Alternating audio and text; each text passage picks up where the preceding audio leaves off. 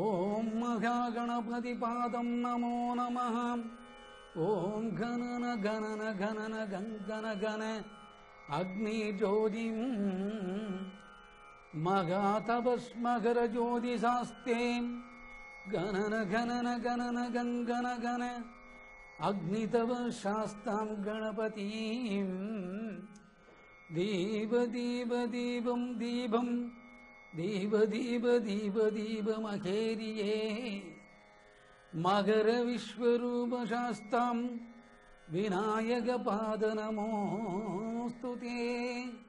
சுவாமியே சரணமையப்பா, ஹரிகர சுதனே சரணமையப்பா, அச்சங்கோவில் அரசே சரணமையப்பா, அன்னதான பிரபுவே சரணமையப்பா, அழுதமலை ஏற்றமே சரணமையப்பா, அழுதமலை இரக்கமே சரணமையப்பா.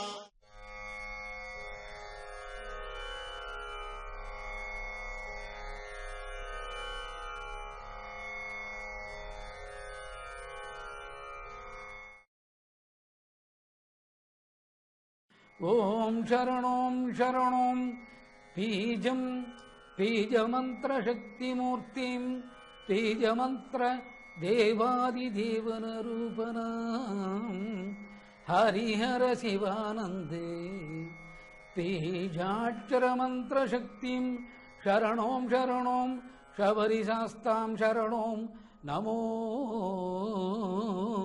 நமः. ஆக இப்ப நம்ம 11வது ஸ்லோகத்துக்கு வந்திருக்கோம். தேவ சமஹித பக்தின்னு பேர்.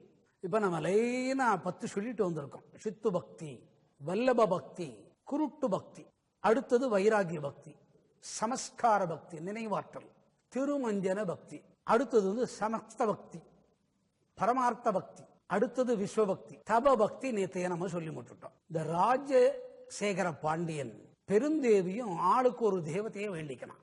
ஒருத்தர் வேண்டின்றது என்னன்னு கேட்டா சிவனை வழிபட்டார் வீட்டுக்காரன்.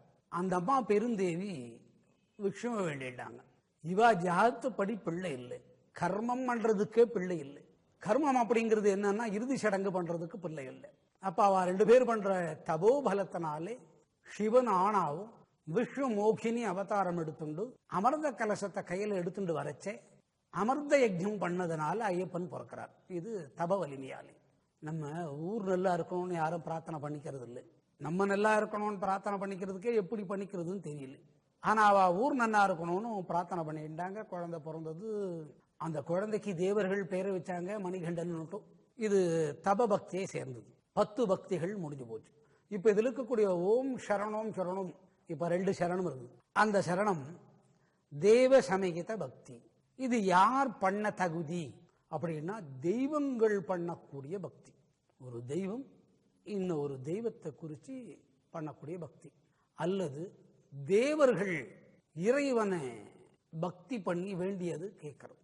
இந்த தத்தன் தத்தி குடும்பம் நடத்தினாங்க. அவங்களுக்குள்ள தகராறு வந்தது.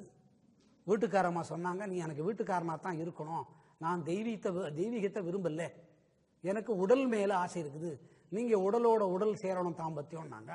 உடனே அந்த அம்மா அவர் சொன்னாரு, எருமக்கடாவா போ, அது டபுள் கவுண்டர் அப்படியே ஃபைல் பண்ணிட்டோம், நீ எருமக்கடாவா போ. இது வந்த பிரச்சனை என்னன்னா தாம்பத்தியத்தினால வந்த பிரச்சனை. மறுபடியும் எருமையா போய் குடும்பத்தை நடத்தணும். இது பழைய கதைன்னு நினைக்காதீங்கோ. தேவ சமகித பக்தியோட சேர்றது இந்த சரணம் நம்ம சொன்னோம். அதுக்கப்புறம் அவங்களுக்கு ஒரு குழந்தை பிறந்தது, 2 குழந்தை. உங்களுக்கு தெரியும், ஆண் எருமை பெண் எருமைன்னு. அண்ணன் தங்கை. அண்ணனை கொன்னுடுறான். இந்த தங்கைக்கு ஒரே கோபம், எல்லாத்தையும் அழிச்சிடணும்.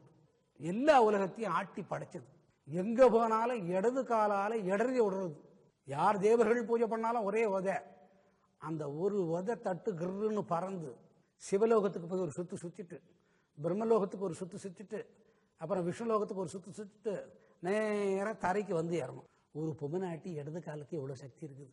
தேவர்கள் மகிழ்ச்சியே கொன்னுடணும்னு வேண்டிக்கிறாங்க. அந்த மகிழ்ச்சி யாராலையுமே சாகக்கூடாதுன்னு வேண்டிக்கிட்டான். இவா வேண்டிக்கிற போது ராஜசேகர பாண்டியனுக்கு குழந்தை பிறக்கலை. அவங்க சம்சாரம் பெருந்தேவி அப்படி விரதம், விரதம் இருக்கும்போது அழப்படாது. சிரிக்கலாமான்னு கேட்கக்கூடாது. சத்த சிரிச்சுக்கலாம், அப்பப்ப சிரிச்சா வித்தியாசமாயிடும். கடுமையா மனசு நிம்மதியா விரதம் இருக்கணும். எது வந்தாலும் எது போனாலும் எதை பத்தியும் கவலைப்படக்கூடாது, அது விரதம். அந்த அம்மா விரதம் இருந்துட்டு வந்தாங்க. ஆளே பிறக்கல, மகிழ்ச்சி இறந்து போகணும்னு வேண்டிக்கிறாங்க தேவர்கள். மகிழ்ச்சியை கொல்லக்கூடிய ஆள் இல்லை. வேண்டும் போது எப்படி இவன் இறந்து போடணும் இவள் அப்படின்னு சொல்றா. அந்த தேவர்கள் வேண்டிக்கிறதுனாலே தேவ ஷமித அப்படின்னா குழந்தை பிறக்கல்லே, அந்த குழந்தை சீக்கிரமா பிறக்கணும். ஷமி இல்லாத குழந்தை பிறக்கணும். அப்ப தேவர்கள் ஒரு வேலையும் செய்ய மாட்டான்னு அர்த்தம். அப்படி பிறக்கிற குழந்தை ஒரு பதிவிரத்தைக்கு பிறக்கணும். ஷமிதா, அந்த தாவுக்கு பொருள் பதிவிரதா தேவிக்கு பிறக்கணும். பதிவிரதம்னா என்ன? வீட்டுக்காரனை தவிர யாரையும் நினைக்கிறது இல்லை. தெய்வம் கூட 2 பட்சம் தான். சக்கரவர்த்தி சம்சாரம் எப்படி இருக்கும்? அந்த அம்மா அவ்வளோ பதிவிரதா. வீட்டுக்காரன் கிட்ட போய் கூடலுக்கு சொல்றதுக்கே பயம். அவர் சக்கரவர்த்தி, என்ன ஒரு பிரச்சனை, இந்த மாதிரி நம்ம இன்னைக்கு சேருவோமுங்க, சேர்ந்தா ஒரு குழந்தை பிறக்கும் அப்படின்னு சொல்ல முடியுமா? இந்த காலம் மாதிரி அந்த காலம். அது சமிக்த பக்தி. அவன் நினைச்ச உடனே அவர் கேட்டாராம் ராஜசேகர பாண்டியன், பதிவிரத்தைன்னா இது இல்லவா பதிவிரத்தை? இருடி, அவசரப்படாதே, நாரத பகவான் வந்து சொல்லிட்டு போனாரான்னு கேட்டாராம். இந்த அம்மா மேலே அவரு பதிவிரதாத்துவம், ஏகபத்தினி விரதம், நைஷ்டிகமா ஒரே சம்சாரத்தை காதல் பண்ணிட்டு இருந்தார். இந்த காதல் என்ன? கல்யாணம் பண்ணிட்டு சம்சாரத்தை ரசிச்சு பார்க்கறது காதல். இதுக்கு ஒரு நேரம் வரும். நேரம்னா ஜாதகத்துல பார்த்து சொல்றது இல்லை, குரு வாக்கில் பார்த்து சொல்றது இல்லை, தேவ வாக்கில் சொல்லணும். அந்த தேவ வாக்கு சொன்னது யாரு? நாரத மகாமுனி. அவர் யாருக்கு வந்து சொல்லுவாரு? தேவ ஹமித பக்தியில் இருக்கிறவள் தான் சொல்லுவார். இந்த பிறக்காத குழந்தையே பிறக்க வைக்கிறதுக்கு தேவர்கள் சிவனிடத்திலையும் மகாவிஷ்ணுவிடத்திலையும் வேண்டிக்கிறாங்க. மந்தாரமலையை ஒரு வழியாக்கி கடைஞ்சி, பாம்பை வச்சு கடைஞ்சி வாசுகி என்னென்ன வருதோ பங்கு போட்டுக்கலாம், அதில் அமிர்தம் வரும் அப்படின்னா. யார் வேண்டின்றதுனால இந்த அமிர்தம் வருது? தேவ சமிக்த பக்தியில வேண்டின்றதுனால அமிர்தம் வருது. இந்த சரணத்துக்கு அந்த பொருள். ஏதோ ஒரு ஏழை ஓம் சரணோம் சரணோம் சொன்னா தேவர்கள் வேண்டிய வேண்டுதலுக்கு உண்டான பக்தி சமிக்த பக்தி, தேவ சமித பக்தி. அவ வேண்டிக்கிறா, என்னன்னு வேண்டிக்கிறா? குழந்தையே இங்க பிறக்கல, வேண்டுதல் வேண்டிண்டா, அதுக்கு தகுந்த மாதிரி ஒரு குழந்தை பிறக்கணும், அது தேவர்கள் வேண்டிக்கிற மாதிரி பிறக்கணும். அப்போ ஒரு பிரச்சனை வந்துடும். அது மனுஷனா பிறந்துடுத்தோம்னா இந்த மகிழ்ச்சி போய் அவனை கொன்னுடுவாளே. கூட்டம் போடுறாங்க தேவர்கள்லாம். உண்மையிலே கூட்டம் போட்டு ஒரு விஷயத்தை தீர்மானிக்க கூடாது. கூட்டம் போட்ட உடனே யோசனை பண்ணாங்க, என்ன பண்றது, இதுக்கு ஒரு விடிவு வேணும். நாரத மகாமுனியை கூட்டணுவா. அவர் வந்தார், என்ன விஷயம், இந்த மாதிரி பிரச்சனை இருக்குது, மகிழ்ச்சியை கொல்லணும். அவர் எல்லாத்தையும் கேட்டுட்டார். உடனே அவர் சொல்லி கொடுத்தாராம், இந்த மகிழ்ச்சி வேண்டிக்கின மாதிரியே குழந்தை பிறக்கட்டும், அந்த குழந்தை தெய்வீக சக்தியில இருக்கணும், தேவனோட சக்திகள்லாம் மனித உடலுக்கு இருக்கணும். அப்பதான் தேவர்கள் யோசனை பண்ணாங்க. உடனே இந்த பார்க்கடல் கடைஞ்ச சப்ஜெக்ட் வந்தது. அதை போய் நம்ம மகாவிஷ்ணு எடுத்தார். மோகினி அவதாரத்தில் அழகா இருந்தா அந்த அம்மா. அந்த மோகினி அவ்வளோ அழகா இருக்கிறத பார்த்த உடனே சிவன் குடுகுடுன்னு ஒன்னார். அவர் என்ன நினைச்சுட்டு ஒன்னார்? கலசத்தை தான் புடுங்க வர்றானாக்கும், இவரோட அவரோட இவரோட அவரோட அப்படி சத்த திரும்பி பார்த்தாராம். யாரு? மகாவிஷ்ணுவா இருந்த மோகினி. அந்த கண்ணிலிருந்து ஒளி போய் சிவனை புற்றுண்டு. அந்த ஏன் கடை கண்ணால அந்த சிவனை பார்த்தாருன்னா தேவர்கள் அப்படி வேண்டிட்டு இருக்கிறாங்க. தேவ சமிகத பக்தின்னு பேர். சிவபெருமான இழுக்கிறதுக்கு கண்ணால பார்த்தார். இதுக்கு தேவ சமிகத பக்தி. அதுக்கு தகுந்த மாதிரி குழந்தை ஐயப்பன் பிறக்கிறார். உடனே அவர் பார்த்தார், அந்த சக்தியெல்லாம் திரட்டி ஒரு மாலையாக்கி அதை கழுத்துல போட்டு மணிகண்டன் பேரை வச்சுட்டார். இப்படி பிறக்கிறதுக்கு யாரு வேண்டிண்டான்னா தேவர்கள் வேண்டிண்டா. இதுக்கு தேவ சமிகத பக்தி.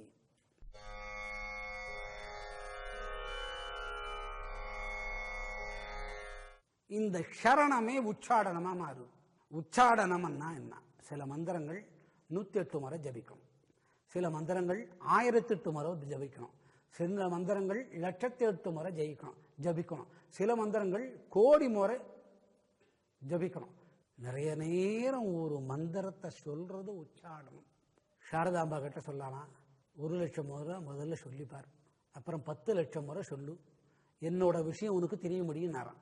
எப்போ சொல்றதுன்னு யோசனை பண்ணி சொல்லிட்டார். மகா சமாதி ஆகிட்டார் ராமகிருஷ்ணன். அப்புறம் ஒரு நாள் பதில் இருந்து வந்து சொல்ல சொன்னாராம். அந்த அம்மா சொன்ன உடனே, ராமகிருஷ்ணர் பெரிய மகான், ராமனும் கிருஷ்ணனும் சேர்ந்த அவதாரம்னு அவங்களுக்கு தெரிஞ்சது. இந்த மந்திரம் திரும்ப திரும்ப சொல்றதுக்கு பேரு உச்சாடனம்.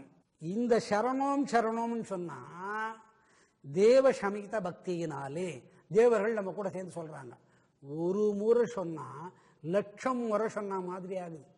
பீஜம் பீஜமந்திர சக்தி மூர்த்தே. பீஜம்னா 51 எழுத்து, அம்பாளை சார்ந்தது. இது எப்படி இந்த சரணம் அம்பாளை சார்ந்தது வரும்? பெருந்தேவி தாயி அப்படி ஒரு விரதம் இருந்து, நாரதர் சொன்னதுக்கு மேல விரதம் இருந்ததுனால ஆனான மகாவிஷ்ணுவே பீஜத்துக்குள்ள அடங்கி அதை மோகினி தேவதையாக்கி பீஜத்தை கொடுக்கறதுக்கு கோசரம் அமிர்த கலசத்துல அந்த அமிர்தத்தை கொடுத்தோ சிவன் சேர அத்தி ஆலம் வில்வம் அரசு மர நெல்ல போய் ஒதுங்க, அது யஜ்யமாக குழந்தை பிறக்கிறது. ஒரு சரணத்துக்கு இத்தனை சக்தி. இந்த பீஜம் பெண் ரூபத்தில் தான் இருக்கும். பீஜம் பொதுவா பீஜாட்சரம்னு பேர். 51 பீஜ மந்திரங்கள் இருக்கு.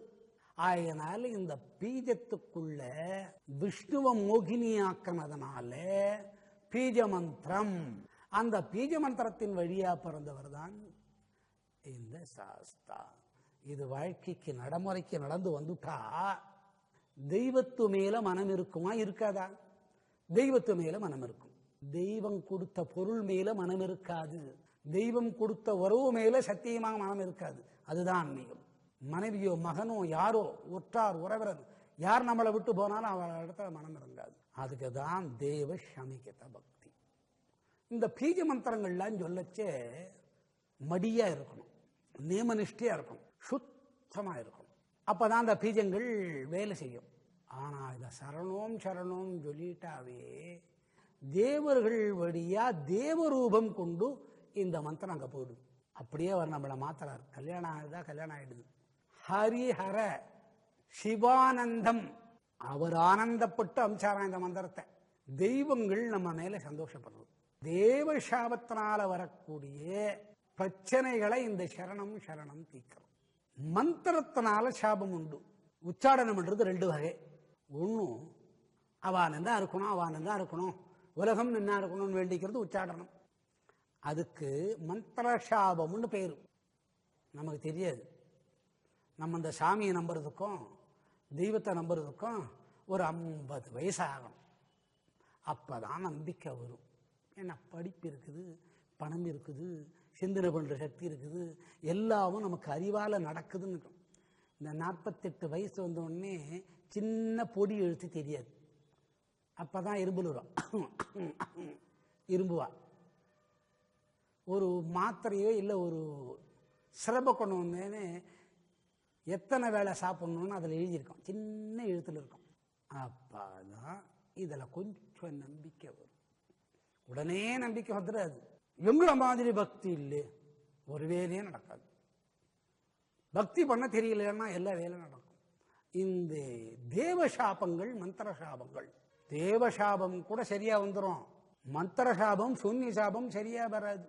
அதுகள் சரியா வரும் இந்த சரணத்துக்கு. அது எப்படி வருது பாருங்க. வயசானவ ஆத்துல ஒருத்தர் இருப்பா, கடைசியில ஒரு வாரம் இழுத்துட்டு இருக்கும், வாயால வகுத்தால போகும். இப்ப எதுக்கு சாப்பாடு கொடுக்கணும், வீடெல்லாம் ஆக்கிடுவாளேன்னு நினைச்சுப்பா. தப்பா ரைட்டா இது? அந்த போற கட்ட நினைச்சுட்டே இருக்கும், இவளுக்கு கல்யாணமே ஆகக்கூடாது, 5 நாளா நோக்கு சோறு போடல. ஏன் இது மந்திர ஜபத்துக்குள்ள போகுது? இது அன்னமய கோஷம், சாப்பாடால உண்டானது. சாப்பாடு யார் கொடுக்கறது? அரிசி, பேடி ஃபீல்டுன்னுவாங்க. அது வளர்றதுக்கு யார் வேணும்? சூரியனார் வேணும், தண்ணி வேணும். ஆகையினால சாபம் பண்ணா கொடுத்தா அரிசி மூலியமா சூரியன் வரைக்கும் போவோம். இது சாதாரண மக்களுக்கு தெரியுமா? இந்த பாபங்கள் இருக்குதுன்னா தெரியுமா? தெரியாது. அதனால இந்த சரணம் சொல்லிட்டா என்ன ஆயிடுறது? இந்த மாங்கல்ய தாரணைக்கு தேவையான மகாலட்சுமி ஆத்துக்குள்ள சேர்ந்துடுறா. மகாலட்சுமி ஆத்துக்குள்ள சேர்ந்தான்னு எப்படி தெரியும்னா, மஞ்சள் ஆத்துக்குள்ள வரும். அதுதான் பாதுகாப்பு, ஆன்டிபயோட்டிக். அப்ப இந்த சாபத்துக்கு, மந்திர சாபத்துக்கு தேவையானது தேவ சமீத பக்தி. இது அனுபவிச்சு பார்க்கணும். இது அனுபவிச்சு பார்க்கறதுக்கு, அனுபவிக்கலாமா, இது இருக்குதா அப்படின்னு தெரிஞ்சுக்கிறதுக்கு 48 வயசு ஆகும். இந்த மாதிரி குளறுபடி எல்லாம் 48க்கு மேல ஆய் அப்படியே ஒரு வேலையும் நடக்காத போய், ஷோபா என்னடா இது, என்ன பக்தி சரியா பண்ணல, தேவசமீத பக்தி பண்ணல. தேவசமீத பக்தின்னா என்ன? சூரியனை கடைசியில் வழிபடுறது. சூரியனை வழிபடுறதுன்னா என்ன? அவ பெரியவாளை வழிபடுறது. நான் சாமி கீமிலாம் நம்ப மாட்டேன், சாமி கிடையாது, உண்மை சத்தியம். எந்த முட்டாள் சாமி இருக்குதுன்னா, நான் இயற்கையை வணங்குவேன். இந்த பேடி ஃபீல்டெல்லாம் ஒரு 10 வருஷத்துக்கு வளரலன்னா நமக்கு எது என்ன ஆகும்? இதுக்கு யார் பேஸுக்கு? பீஜம் பேஸுக்கு. இந்த பீஜம் எங்கே போய் சொல்றது? காயத்ரி என்று சூரிய காயத்ரி கிட்ட போய் சொல்லுது.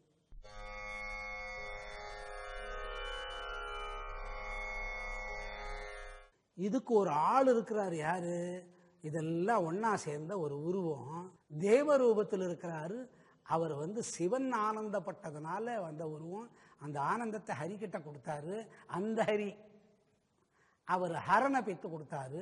என்னோட உருவத்தை பாருங்கோ, பீஜாட்சர மந்திர சக்தி அடங்கியிருக்குது.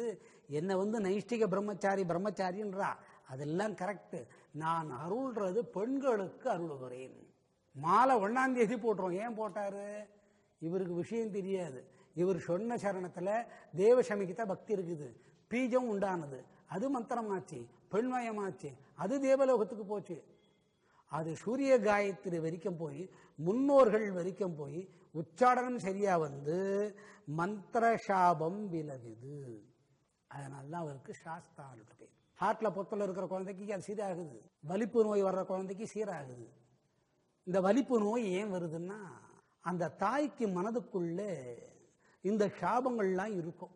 குழந்தை பிறந்த உடனே ஒரு 3வது நாளோ 4வது நாளோ வலிப்பு கடைசியில் அது காக்கா வலிப்பா மாறிடும்.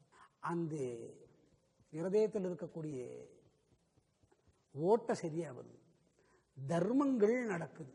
அந்த மாதிரி ஒரு விஷயம்தான் இந்த தேவ சமேத பக்தி. குழந்தை வலிப்புக்கு வரக்கூடிய நோயே இந்த சரணம் சரி பண்ணுது. எப்படி சரி பண்ணுதுன்னு பாருங்க.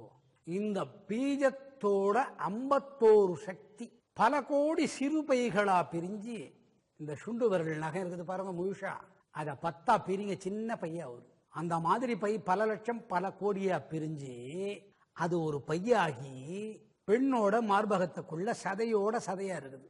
அந்த மலைக்கு போயிட்டு ஓம் சரணம் சரணம்னு சொல்லுவார். அப்படிங்கிறது அந்த தேவ சமிகித பக்தி இங்கே பெண்ணோட உடலுக்கு சேரும். பெண்ணோட மார்பகத்தில் இருக்கக்கூடிய சதை உள்ள கறி மாதிரி தோல், அது பல லட்சம் பைகளா உருவெடுக்குது.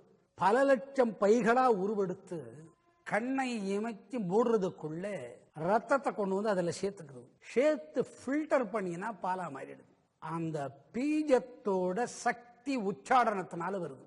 இந்த பாலை தொடர்ந்து கொடுத்துட்டே வந்தா அந்த குழந்தைக்கு இந்த வலிப்பு நோய் குணமாகும். தொப்புள் கொடியை சிக்ரிகேட் பண்ணி அதில் ரெடி பண்ணி வைக்கிறது பவர். அதனால்தான் பிரம்மத்தை மகாவிஷ்ணு தன்னோட நாபியிலிருந்து படைச்சார். நாபின்னா தொப்புள்னு பேர். அது நேர ஆகாயத்தை நோக்கி போச்சு. போன வேகத்தில் மலர்ந்தது. அது செந்தாமரையா மலர்ந்ததுனாலே அதில் பிரம்மம் உட்காந்துட்டான். அந்த செந்தாமரை என்ன வடிவுன்னு கேட்டா மகாலட்சுமி வடிவு. அந்த மகாலட்சுமி மடியிலே பிரம்மன் உட்கார்ந்துருக்கிறனால்தான் இத்தனை எழுத்துக்கள் அவனால எழுத முடியுது. ஆனா ஒரு ரகசியத்தை அந்த அம்மா வச்சுட்டா, பிரம்மன் இடத்துல கூட நீ பின்பக்கமா கையை வச்சுட்டு தான் எழுதணும். அந்த பிரம்மலிகிதம்ன்றது உனக்கே படிக்க தெரியாது. அது மண்ட ஓட்டுக்குள்ள அப்படி ஒரு கோடு, இப்படி ஒரு கோடு, அது யாரும் படிக்க முடியாது. பிரம்மலிகிதம்னு பேர்.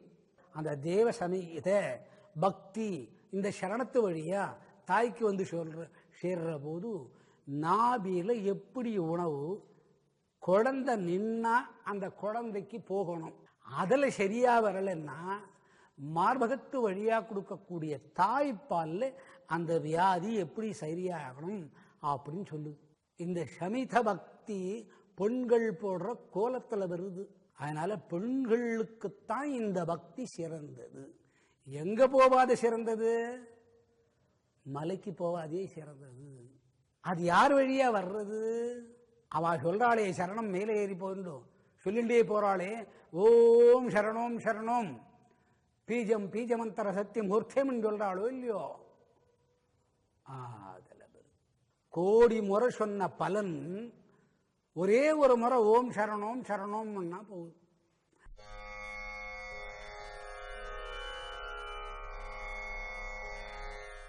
இங்கத்தான் ரமணர் இருக்கார். இங்கதான் 18 சித்தர் தினம் சுத்தி வர்றா இந்த மலையை. இது தபோ உச்சாடனம்னு இதுக்கு பேர். அந்த தபோபல பக்தி எங்கேயாவது ஒரு இடத்துல போய் லாக் ஆகணும் இல்லே.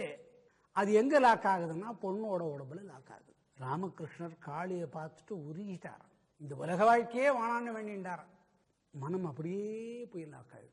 இந்த லாக்கிங் கெப்பாசிட்டி தபோ உச்சாடனத்தில் இந்த மந்திர சக்தி போய் சேருது. மந்திர சாபம் போயிடுது. அது எந்த உடலை வச்சு போறது? மனைவியான பெண் உடலை வச்சு போறது. நம்ம நினைக்கிறோம் அவ சும்மா குழந்தை பெத்துக்கிறா, அவ தாம்பை திக்கிறா, போய்.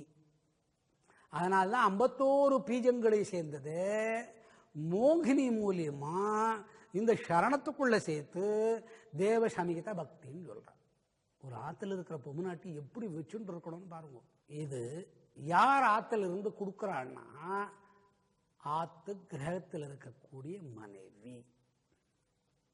ஆத்து கிரகத்தில் இருக்கிற தங்கை, ஆத்து கிரகத்தில் இருக்க அக்கா, ஆத்து கிரகத்தில் இருக்கிற தாயார்.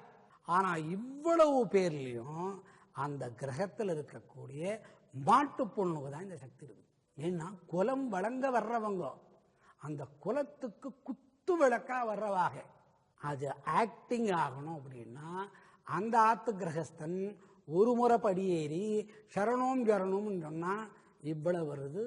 மனம் தபஸ் ஆகுது. சில குழந்தைங்களுக்கு இந்த தொடை இருக்கு பாருங்க, அதுக்கு நடுவுல எலும்பு இருக்கும். தொடை நன்னா இருக்கும், எலும்பு வளர்ச்சி இருக்காது. அந்த பந்து கிண்ண மூட்டு நன்னா இருக்கும், அதுக்கு இருக்கக்கூடிய எலும்பு திடம் இருக்காது. ஏன்னா அந்த எலும்புக்குள்ள ஒரு ஓட்டை இருக்கும். சுத்த ரத்தங்கள்லாம் அதில் போய் சேரும். அதுக்கு மஜ்ஜையை நூட்டு போயிரும்.